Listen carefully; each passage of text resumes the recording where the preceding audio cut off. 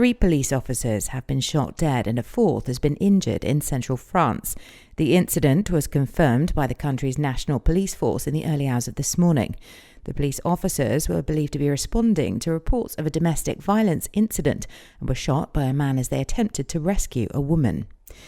The UK will begin a mass testing programme at its ports after an agreement was reached to reopen its borders with France. The mass testing programme for HGV drivers will get underway to alleviate congestion at ports, the Department for Transport has said. French authorities announced that journeys from the UK will be allowed to resume today after the coronavirus ban was lifted. However, those seeking to travel must have a negative test result. More areas of England could be plunged into Tier 4 from Boxing Day amid fears over the spread of a new mutant strain of COVID-19. Reports suggested ministers would meet on Wednesday to decide whether more parts of the country would be put under the toughest restrictions. The Telegraph reported local leaders and health officials in Birmingham met on Tuesday night to discuss the possibility of the city being moved into Tier 4. The UK faces a race between the vaccine rollout and a COVID-19 variant resistant to the current crop of jabs, scientists have warned.